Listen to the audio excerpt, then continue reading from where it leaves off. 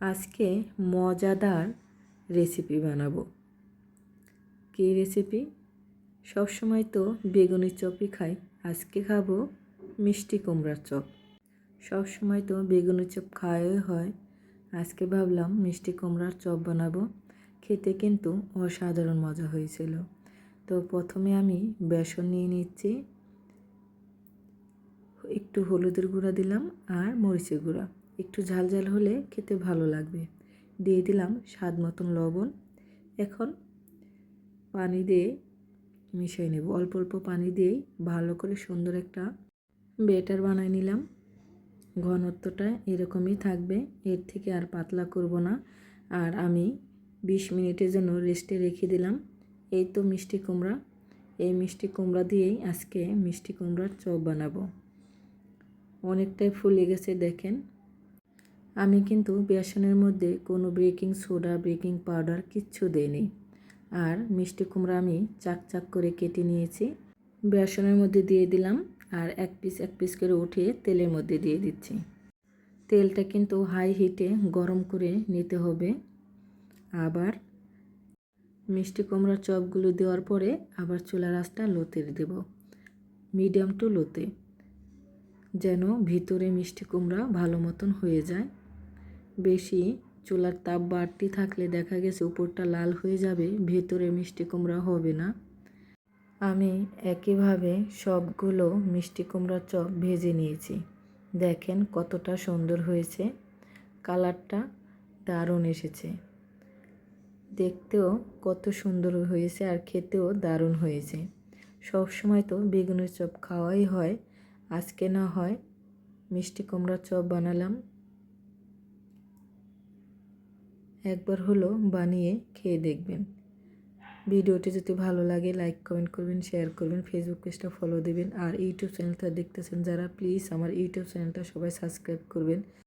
আমার রেসিপিগুলো কেমন লাগে অবশ্যই কমেন্টে জানাবেন। সবাই কিন্তু লাইক দিতে ভুলবেন না। সবাই কি ভাবছেন, ভিতরে মিষ্টি কুমড়া হয়েছে না কাঁচা আছে? তাহলে দেখা যাক, একটা ভেঙেই দেখি। আর উপরটা কিন্তু খুবই মচমচে হয়েছে।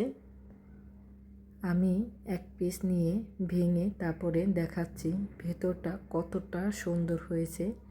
আর মিষ্টি কুমড়া মমের মতন গলে গেছে, দেখাচ্ছি দেখেন।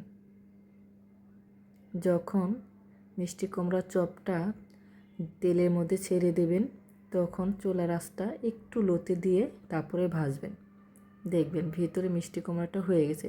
তো সবাই ভালো থাকবেন, সুস্থ থাকবেন, আল্লাহ হাফেজ। ঈদের দিন সকালবেলা এমন একটা বাটি সেমাই রান্না করে টেবিলে কিন্তু সাজিয়ে রাখতে পারেন।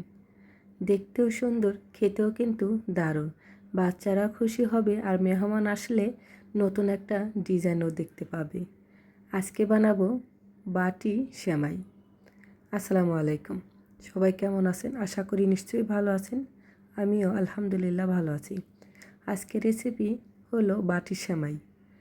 তো প্রথমে সেমাইগুলো আমি একটু ভেঙে নিলাম, তারপর দিয়ে দিচ্ছি কড়াইতে চিনি। এখানে চিনির পরিমাণটা একটু বেশিই থাকবে, সেমাইয়ের থেকে চিনির পরিমাণটা একটু বেশিই লাগবে। কারণ চিনিটা দিয়ে আঠালো আঠালো হলেই কিন্তু বাটিগুলো বানানো যাবে, মানে সেমাই দিয়ে বাটিগুলো বানানো যাবে। চিনি শিরাটা কিন্তু বেশ ঘন হয়ে গেছে, দেখেন আঠালো ভাব হয়ে গেছে। এখনই আমি সেমাইগুলো দিয়ে দেব, সবগুলো সেমাই দিয়ে দেব। এখন আলতো হাতে নাড়তে হবে, একদম জোরে জোরে নেড়ে ভর্তা ভর্তা বানানো যাবে না। আলতো হাতে নেড়ে নেড়ে যখন নাকি আঠালো আঠালো ভাব হবে, তখনই চুলাই থেকে নামিয়ে নিতে হবে। ঠান্ডা করা যাবে না, গরম অবস্থায় বাটিতে ঢেলে তারপর বাটি শেপ দিতে হবে। আপনারা চাইলে বাটিতেও বানাতে পারেন, ছোট ছোট বাটি থাকে, স্টিলের বাটি বা কাঁচের বাটি। তো আমি কেক বলেই বানিয়ে নিচ্ছি বাটি সেমাইগুলো। আমার হাতের কাছে এটাই ছিল, আর আমি ভাবলাম যে এটা দিয়েই বুঝি তাড়াতাড়ি সহজ হয়ে যাবে। সত্যি সহজ হয়ে গেছে। চেপে চেপে মাঝখানে একটু বাটির মতন করে নিলাম। ঠান্ডা হতে থাক, এখানে আমি হাফ কাপ দুধ দিয়ে দিলাম। তারপর এই দুধটা আমি জাল দিয়ে ঘন করে নেব। সামান্য পরিমাণে আমি এখানে সেমাই দিয়ে দিলাম। সেমাই তো সেমাই যদি না থাকে খেতেও ভালো লাগবে না। আমার কাছে খুবই ভালো লাগে, তার জন্য আমি অল্প একটু সেমাই দিয়ে দুধটা জাল দিয়ে এরকম ঘন করে নিলাম। তারপর এখন আমি এক এক বাটিতে এই ঘন দুধটা মানে খিসাটাই দিয়ে দেব।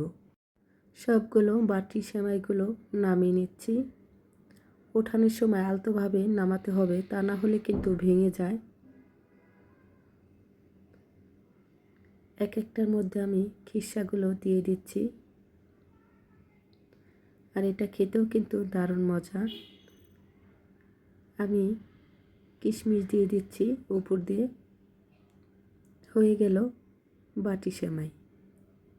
দেখতেও ভালো লাগে আর খেতেও কিন্তু দারুণ। আমার বাচ্চারা তো মানে এই বাটি দেখেই খুবই খুশি।